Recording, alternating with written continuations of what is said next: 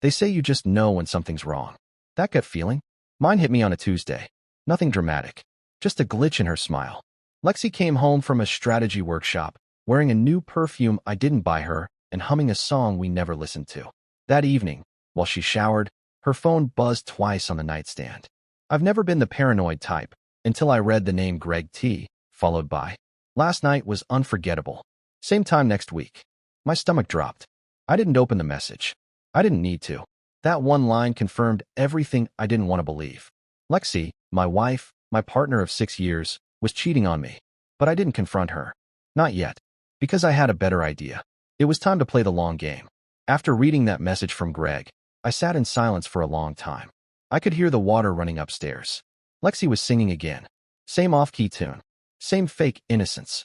I stared at her phone, wondering how long it had been going on. One message doesn't come out of nowhere. Affairs grow like weeds, slow, quiet, and rooted deep before you even notice the damage. When she came down from the shower, wrapped in a towel, she kissed me on the cheek. "You okay?" she asked. "Yeah," I replied, forcing a smile. "Just tired." She didn't notice the tremble in my voice. Or maybe she did and just didn't care. That night, I waited until she fell asleep. Then I slipped the phone from her hand and went into the bathroom. I locked the door and started digging. There were months of messages, hidden under Greg's name, disguised as a co-worker from compliance. Clever.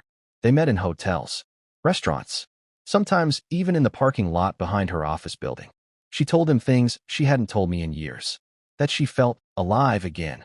That I was too boring for her. That she deserved more. That's when something inside me broke. But I didn't scream. I didn't cry. I didn't even shake her awake. I just looked in the mirror and promised myself one thing.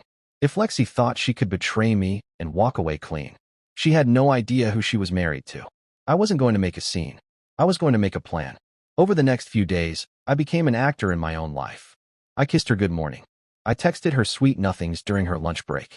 I even picked up her dry cleaning on the way home, pretending everything was normal. But behind the scenes, I was building the blueprint for her downfall. The first thing I did was call my oldest friend, Mason. Mason and I had known each other since college, and he'd always had a nose for strategy.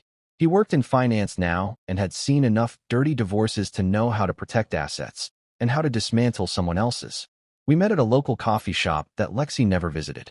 I told him everything, every message, every lie, every piece of filth I read on her phone.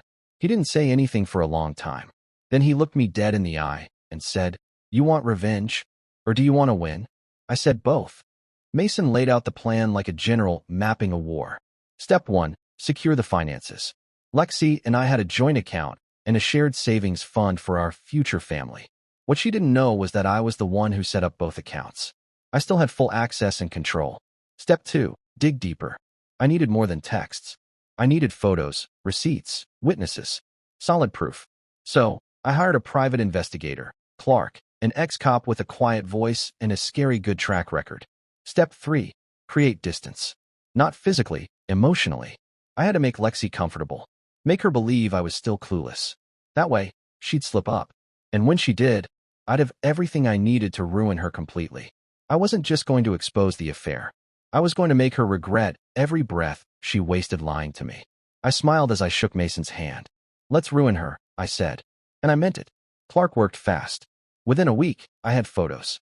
Grainy but clear enough. Lexi and Greg, kissing in the dim light of a parking garage. Arms wrapped around each other like horny teenagers. There were timestamps, receipts, even a copy of the hotel reservation, paid with his corporate card. But the biggest shock came when Clark called me and said, "You might want to sit down for this." Turns out Greg wasn't some bachelor from her office. Greg was married. His wife's name was Danielle, and they had 2 young kids. From the outside, they looked like the picture-perfect family. Weekend barbecues, soccer practice, Instagram smiles. Now I had leverage. Lexi wasn't just destroying my marriage.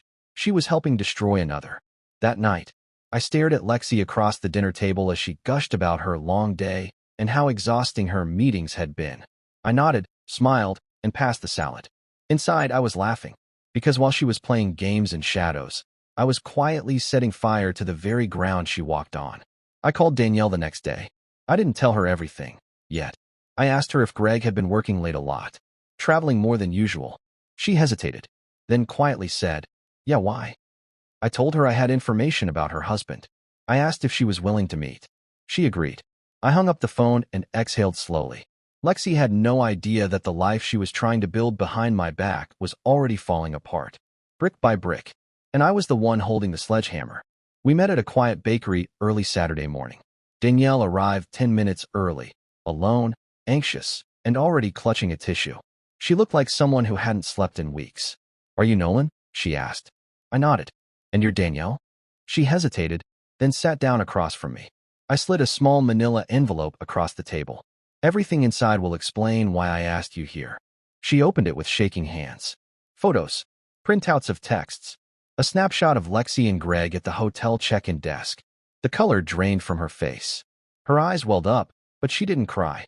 "Not yet." "How long?" she whispered. "From what I found, at least 5 months. Maybe longer," I said quietly. "I'm sorry." She stared at the table for a full minute. Then, softly, I knew something was off. I just didn't want to believe it. I nodded. I understood that too well. We talked for almost an hour. She told me about Greg's sudden overtime, his obsession with locking his phone, how he'd grown cold at home. Every word she said mirrored what I'd lived with Lexi. When we finally stood to leave, she looked at me and said, "Whatever you're planning, I want in." That was the moment I realized this wasn't just my war anymore. Now, I had an ally. A woman with nothing left to lose. A woman just as angry, just as betrayed, just as ready to tear down the facade. Together, we were going to take back control. Not with screams, not with threats, with precision. With Danielle fully on board, the plan shifted from revenge to reconstruction. We weren't just aiming to expose them. We wanted to burn the bridge behind them and make sure they couldn't rebuild. While Clark continued gathering dirt, Mason and I started phase 2, cutting Lexi off financially without raising suspicion. We had a joint savings account and an investment portfolio under both our names. Over the years, we'd accumulated quite a bit.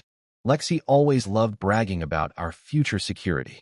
I created a separate account in my name only and slowly began draining our shared accounts into it. Not all at once. That would have raised alarms. Instead, it was trickles. Small transfers. A few hundred here, 1,000 there. Always with a vague excuse. "I'm moving some money into short-term CDs. This account has better returns, tax reasons." She never questioned it. She never even looked. Lexi was too busy, working late, and texting Greg under code names like HR consultant. Meanwhile, Clark discovered something else. Lexi had a secret account too. A separate checking account tied to a name I didn't recognize, one she used to book hotels, pay for rideshares, even send Greg small transfers with messages like, "Last night was worth every penny." I smiled when I saw that, because now I had her. I pulled every record I could. Had Clark subpoena additional bank documents through one of his legal contacts. Mason helped me compile a folder that made Lexi look not just unfaithful, but financially deceptive. When the divorce came, she wouldn't just lose the house or the car. She'd lose everything. And best of all, she wouldn't see it coming until it was too late to breathe. While Lexi continued to play wife in public and mistress in secret, I was planting seeds. The kind that bloom in courtrooms. Clark had upgraded his game. He placed a discreet GPS tracker on Lexi's car and installed a hidden camera in the living room smoke detector. Not to spy on private moments, just to document behavior. What did we catch? Lexi sneaking Greg in one afternoon while I was at work. Them drinking wine from our glasses. Her laughing on the phone, bragging that I was too dumb to ever find out. She said that while sitting on the couch I paid for, in the house I bought. That footage? It wasn't just emotionally devastating. It was evidence. Meanwhile, Danielle had her own victories. She confronted Greg quietly, at home, when the kids were out. Didn't yell, didn't cry, just laid down the photos, the printouts, the timeline. Greg, like a true coward, tried to deny it, then blame Lexi, then claim he was confused. Danielle gave him one ultimatum. "Pack your things, or I'll pack them for you." He moved out that night. Lexi didn't know yet. She still thought their little affair was her sweet escape, her twisted fantasy life. What she didn't realize was this. Her fantasy was about to be broadcast in high definition to her friends, her family, her lawyer. The final move was close, but I needed one more push. One more betrayal to break the silence. And Lexi, being Lexi, gave it to me without even realizing. Our 6th wedding anniversary was coming up. I already knew Lexi would fake her way through it. Dinner, gifts, maybe even a pity kiss. But what she didn't know was that I had no intention of playing along. Still, I let her think I was planning something special. She even pretended to be surprised when I booked us a table at the same rooftop restaurant where I proposed. She said, "That's so sweet, babe," while texting Greg under the table. Clark caught it all. The messages, the timing, even a screenshot from a nearby security camera where Lexi met up with Greg an hour before our dinner, wearing the same dress I complimented later that night. They laughed. They kissed. Then she came to dinner with me and said, "You're the best thing that ever happened to me." I stared into her eyes and smiled, and something in me snapped. After dessert, I handed her a small velvet box.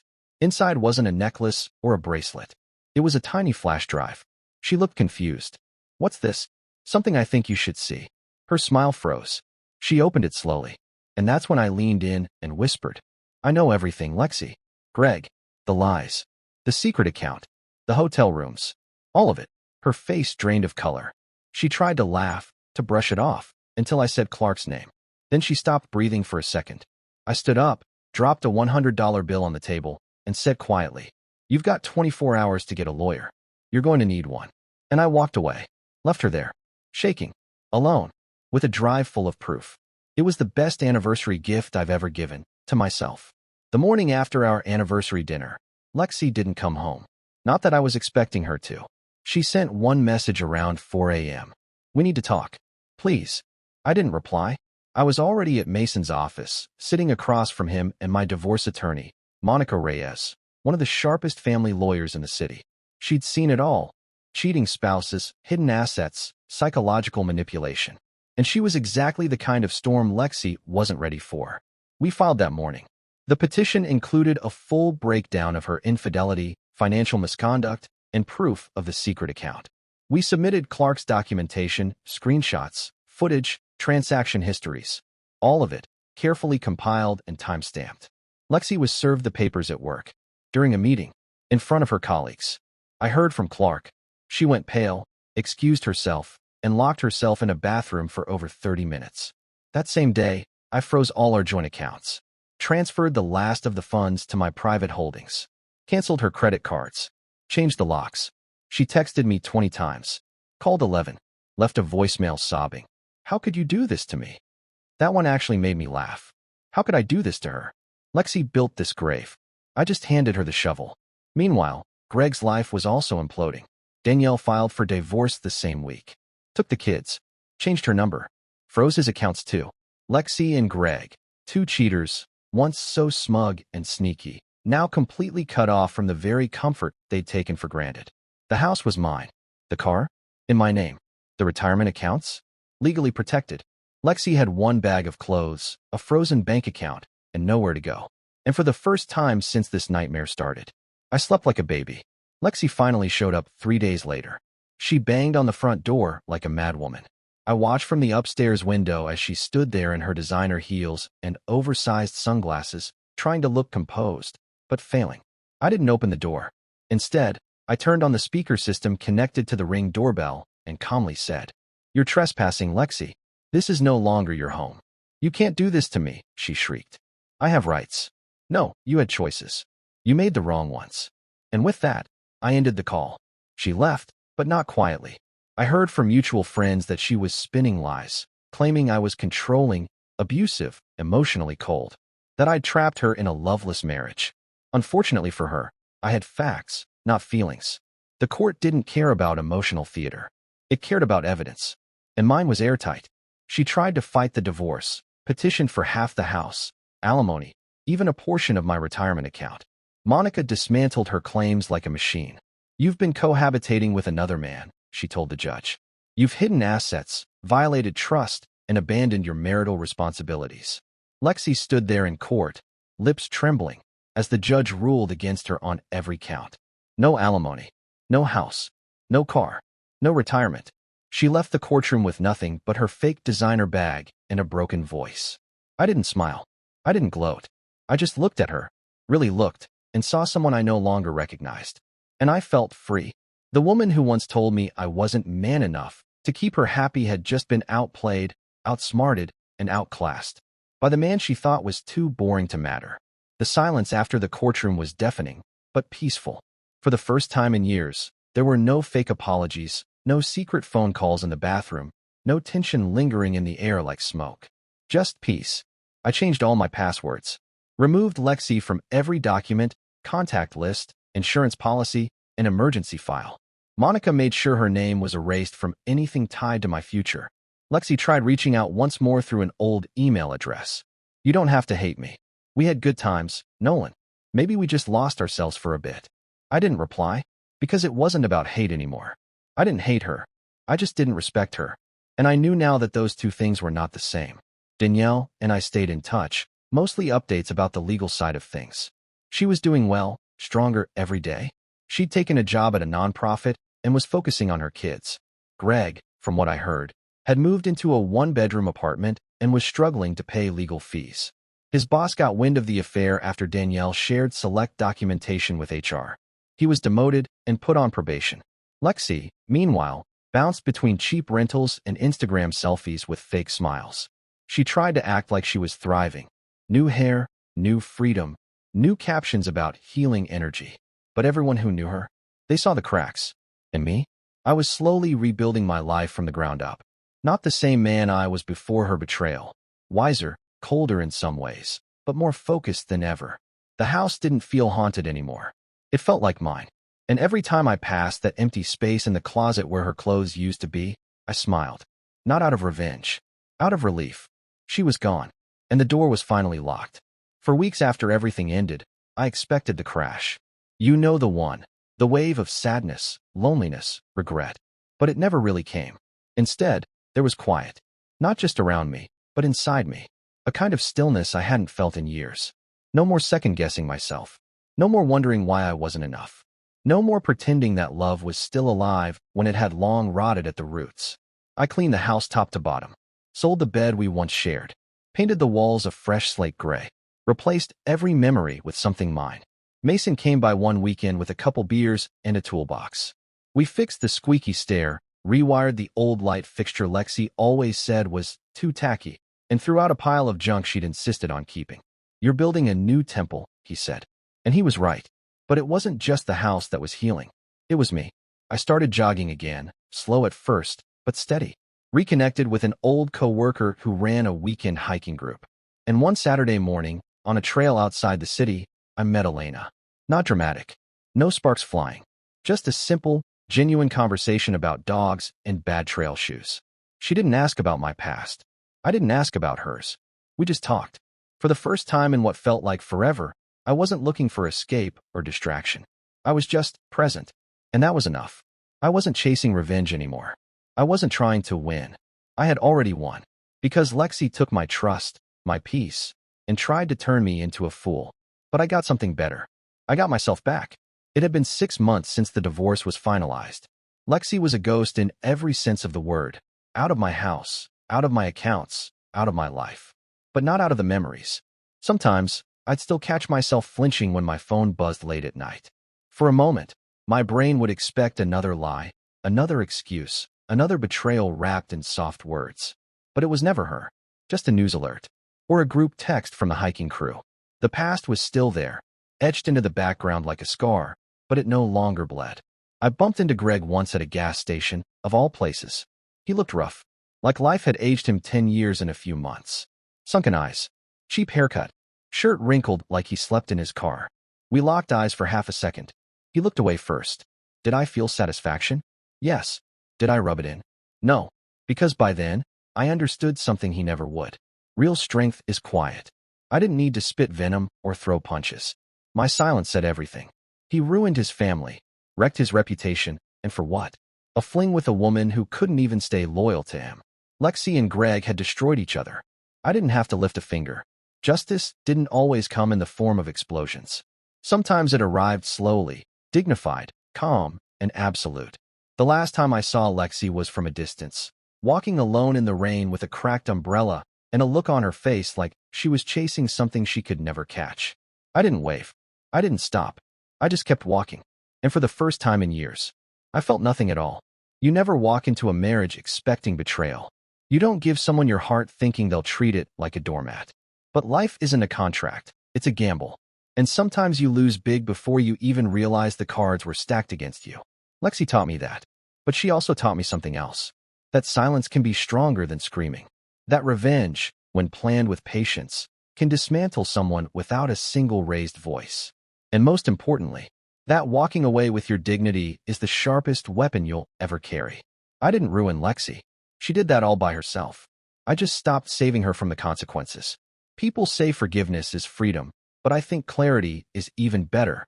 Because once the fog lifted, I saw her for what she truly was. Not a mystery, not a puzzle, just a selfish, hollow person who thought love was something to use, not value. And me? I'm not bitter. I'm better. I rebuilt. I grew. I learned how to be alone and like it. I found peace not in payback, but in progress. If you're reading this and going through something similar, let me tell you this. Don't chase closure. Don't beg for truth. Don't waste your energy on people who show you what they are and dare you to ignore it. Use that pain. Build from it. And when the time is right, walk away without looking back. Because the best revenge is never destruction. It's resurrection. Thanks for watching. If this story hit home, don't forget to like, subscribe, and turn on the bell so you never miss the next one. Healing starts with truth. Let's keep walking forward, together.